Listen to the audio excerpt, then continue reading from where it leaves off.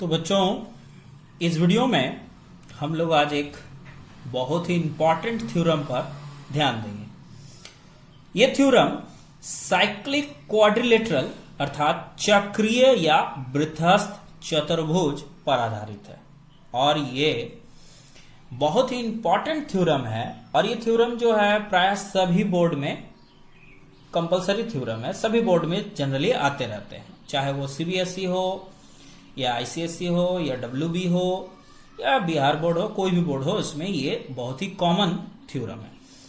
तो यहां पर सबसे पहले ये थ्योरम को समझने से पहले कुछ टर्म चक्रीय चतुर्भुज के बारे में पढ़ लेते हैं कि चक्रीय चतुर्भुज होता क्या है। तो चक्रीय चतुर्भुज का यहां पर सबसे पहले मैं आप लोगों को बता देता हूं, तब थ्योरम में आऊंगा।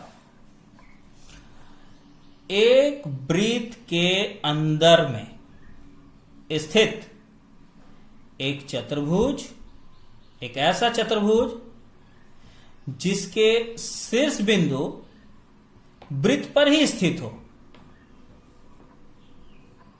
देखिए बच्चों, यहां पर ये जो चतुर्भुज ए बी सी डी जो हम बनाए हैं, ये यहां पर इस चतुर्भुज के जो शीर्ष बिंदु है वो वृत्त पे ही स्थित है, तो ये एक चक्रीय चतुर्भुज कहलाएगा। तो और एक चित्र में बनाता हूं बगल में, और इसके भी अंदर में इसी तरह का एक चतुर्भुज तैयार किया, ए बी सी डी। क्या हम लोग इसको एक चक्रीय चतुर्भुज कहेंगे? नहीं, इसको हम लोग चक्रीय या वृत्तस्थ चतुर्भुज नहीं कहेंगे। क्यों नहीं कहेंगे भाई? क्योंकि यहां पर हम ये बिंदु तो वृत्त पर देख रहे हैं, बी बिंदु भी वृत्त पर देख रहे हैं, डी बिंदु भी वृत्त पर देख रहे हैं, लेकिन सी बिंदु वृत्त पर नहीं है, जिसके वजह से इसे चक्रीय चतुर्भुज नहीं कहेंगे। चक्रीय चतुर्भुज होने के लिए चतुर्भुज का चारों बिंदु, शीर्ष बिंदु वृत्त पर ही होना चाहिए। चलिए, उम्मीद करते हैं कि आप लोग को चक्रीय चतुर्भुज या वृत्तस्थ चतुर्भुज क्या होता है ये समझ में आ गया। और एक बात आप लोगों को इस थ्योरम में जो हेल्प करेगा, एक ऐसा थ्योरम है जिसे मैं बाद में प्रूफ करके दिखाऊंगा आगे के एक्सरसाइज में, कि यदि किसी वृत्तचाप, मान लीजिए कि ये वृत्तचाप है, ये वाला जिसका नाम ए बी है, ये रहा केंद्र, इससे इसको मिला दें, ये इससे मिला दें, फिर इसी से ही यहां पर एक, यहां ये इसको मिला दी। तो बच्चों, इसे कहते हैं वृत्तचाप। एक ही वृत्तचाप पर ये वाला कोण और ये कोण है ना बच्चों, इसी वृत्तचाप पर ये कोण देख पा रहे हैं और इसी वृत्तचाप पर ये दूसरा कोण बना हुआ है। तो इस पर आधारित एक जो थ्योरम है वो आप लोग शायद पढ़ चुके होंगे या फिर पढ़ेंगे, कि इसे कहते हैं केंद्र पर बना हुआ कोण, केंद्र पर बना कोण है ना, और इसे कहते हैं वृत्त पर बना कोण।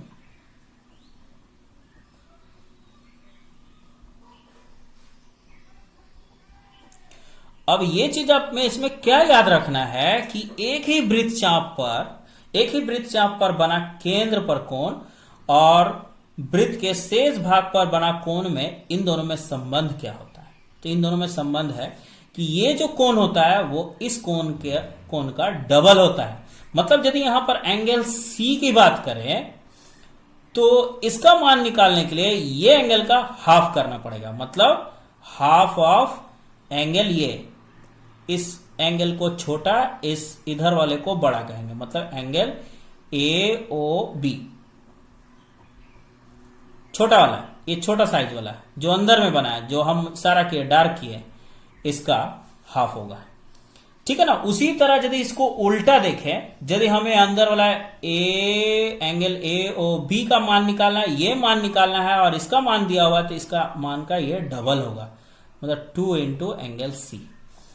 इसी चीज का हम लोग प्रयोग यहां इस थ्योरम में करने वाले। थोड़ा सा ध्यान से आप लोग देख लें और ये बात याद रखें कि केंद्र पर बना कोण, एक ही वृत्त चाप पर केंद्र पर बना कोण और वृत्त के शेष भाग पर बना कोण का जो मान होगा, मतलब केंद्र पर बना हुआ कोण का जो मान होगा वो वृत्त के शेष भाग का डबल होगा, है ना। तो ये बात को याद रखना है, क्योंकि हम लोग इसे ही यहां पर साबित करेंगे। तो चलिए यहां पर हम लोग सबसे पहले एक चक्रीय चतुर्भुज बनाना है, क्योंकि प्रश्न में ही देखिए वृत्तस्थ चतुर्भुज का जिक्र किया हुआ। तो सबसे पहले यहां एक चक्रीय चतुर्भुज बना लेंगे।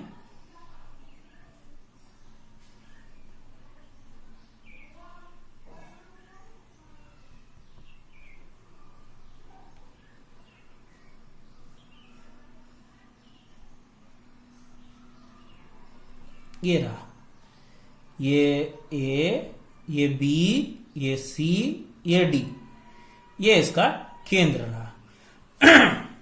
अब करना क्या है बच्चों, यहां साबित करना है कि इस चक्रीय चतुर्भुज के जो विपरीत कोण होते हैं, मतलब ये कोण और ये कोण, या फिर ये कोण ये कोण, ये दोनों संपूरक होते हैं। मतलब इन दोनों कोणों का योगफल संपूरक अर्थात 180 डिग्री के बराबर होना चाहिए। मतलब ये कोण और ये कोण 180 डिग्री, ये कोण 180 डिग्री के बराबर होना चाहिए, ये साबित करना है। तो सबसे पहले जो प्रदत्त माने प्रश्न में जो दिया गया है उसकी बात करें। तो मान लिया जाए यहां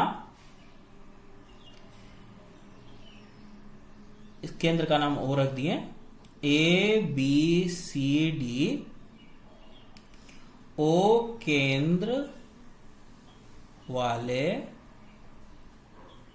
वृत्त का वृत्तस्थ चतुर्भुज है, वृत्तस्थ चतुर्भुज है, ये एक वृत्तस्थ चतुर्भुज है एबीसीडी, है ना।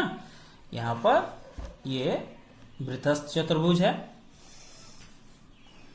अब प्रमाणित क्या करना है, इसमें प्रमाणित करना है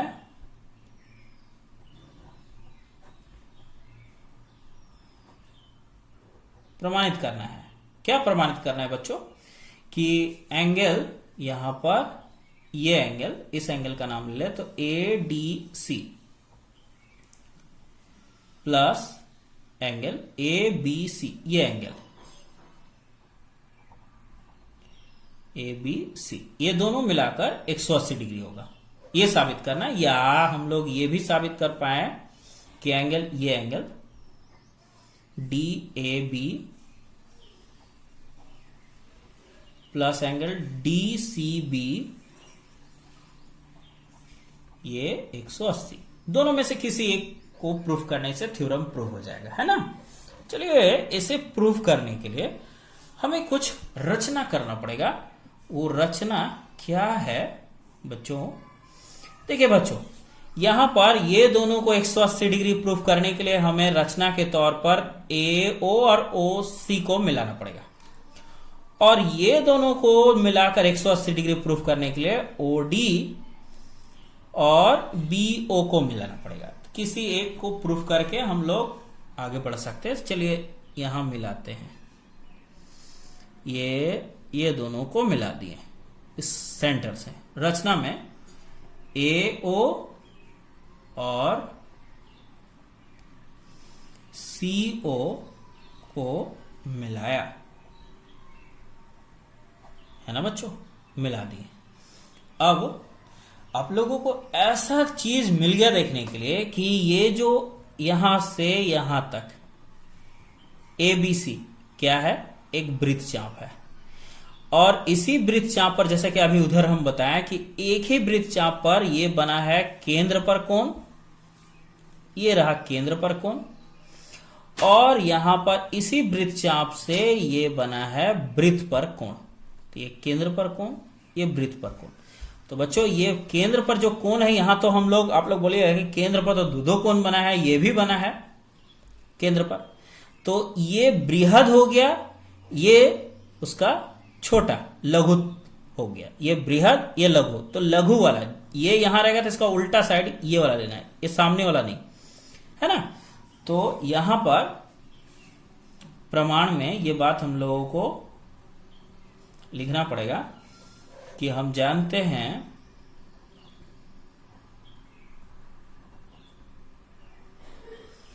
एक ही वृत्त चाप द्वारा केंद्र पर बना कोण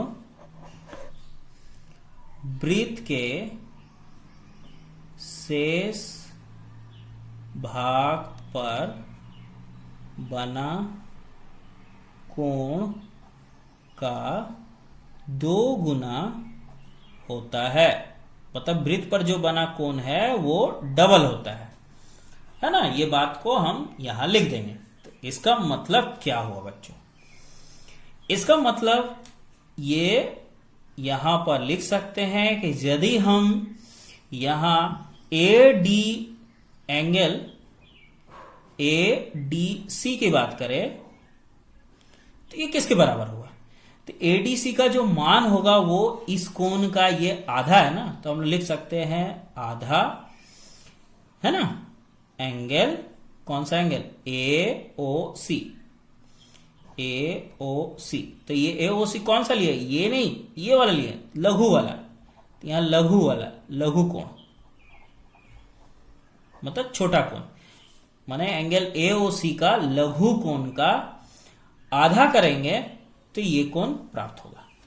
अब बच्चों इसे हम लोग समीकरण 1 करके छोड़ देंगे। पुनः यदि हम लोग देखें तो उसी प्रकार जिस प्रकार ADC की बात करें तो इसको उल्टा करके देखें ABC, तो ये रहा वृत्तचाप, है ना।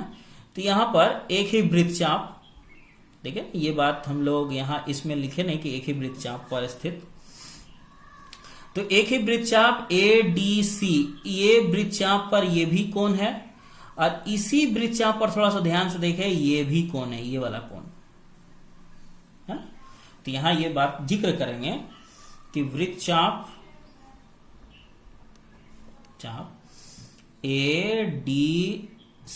ADC ये वाला, ये वृत्तचाप का चिन्ह हुआ कि ADC वृत्तचाप, चित्र यहां पर है बच्चों, आप लोग चित्र तो देख लिए कि ADC में एक वृत्तचाप ADC में केंद्र पर बना कोण कौन सा है? एंगल। देखिए यहां पर चित्र में आप लोग देखें कि ADC जो है, ADC केंद्र पर कौन सा कोण बना रहा है? ये वाला कोण AOC, ये बृहद वाला। तो यहां ये वर्ड बृहद यूज करेंगे, बृहद, बृहद कोण, बृहद नहीं, बृहद कोण एंगल AOC। और वृत्त पर बना कोण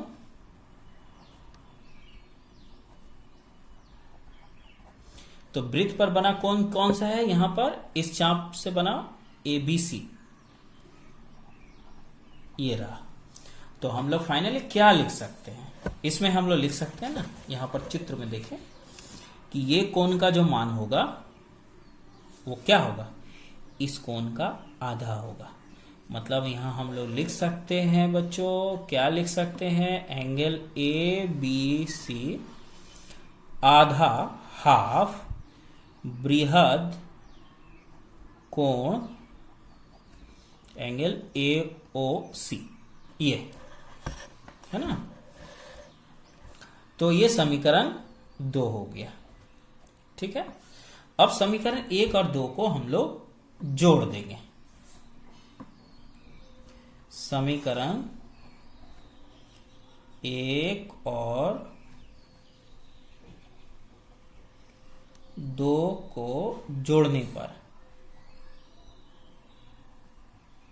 क्या मिलेगा?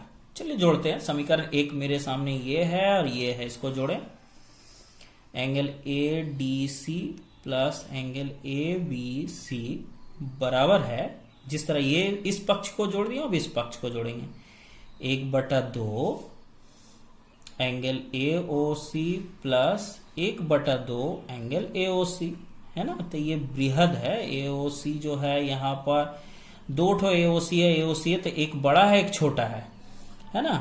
तो इसका मतलब है कि ये नाम एक है लेकिन ये दोनों का मान अलग अलग है ना। ये बृहद, ठीक है ना। तो इस प्रकार बच्चों इसे तो कुछ नहीं करना है, लेकिन यहां पर ये 1/2 कॉमन हो गया। अब जो बचा ये AOC बचा जो कि लघु है, छोटा वाला है ना। और इधर भी जो AOC है ये बृहद कौन ये है ना। तो अब हम लोग ये AOC लघु और AOC बृहद को यदि चित्र में देखें तो यहां हम लोग देख पा रहे हैं, तो AOC जो है ये लघु और AOC ये बृहद, तो ये दोनों को प्लस कर दे आपस में तो क्या कितना डिग्री मिलेगा, एक पूरा सर्कल मिला अर्थात 360 डिग्री। तो यहां पर हम लोग 1/2 इन दोनों को जोड़कर क्या मिला 180 डिग्री। अब इसे यदि हम लोग काट दें तो क्या मिला 90 डिग्री। अर्थात हम लोग को यही ना साबित करना था कि एंगल ADC, देखिए तो क्या लिखा हुआ है ऊपर में, angle ADC plus angle ABC बराबर 180 डिग्री साबित करना। तो यहां पर भी देखिए ADC प्लस ABC बराबर क्या आया, सॉरी यहां पर एक गलती हो गई बच्चों, यहाँ AOC और AOC इन दोनों को मिलाकर 360 डिग्री था ना, तो ये 360 डिग्री लिखना है। और ये कट के कभी कभी होता है भाई, दिमाग कहीं और रहता है और सॉल्यूशन यहाँ रहेगा तो होगा ही। ये 180 डिग्री। तो वीडियो बनाते समय कभी कभी होता है कि यार इधर कुत्ता भौंक रहा है, उधर क्या हो रहा है, तो उधर ध्यान थोड़ा थोड़ा चल जाता है। तो ये 180 डिग्री आ गया ना, इतने के बराबर। तो यही साबित करना था। चलिए एक तो आ गया। तो जिस प्रकार बच्चों यहां पर हम लोग क्या किए कि ये दोनों को मिलाकर ना AO और OC को मिलाकर ये दोनों को हम लोग ये एंगल और ये एंगल को दिखाएं 180। उसी प्रकार ये OD और OB को मिलाकर ये दोनों को 180 साबित कर पाएंगे। तो ये बात हम लोग को साबित करके दिखाना नहीं है, जस्ट हम लोग को लिख देना है। यहां पर क्या लिखेंगे, यहां लिखेंगे इसी प्रकार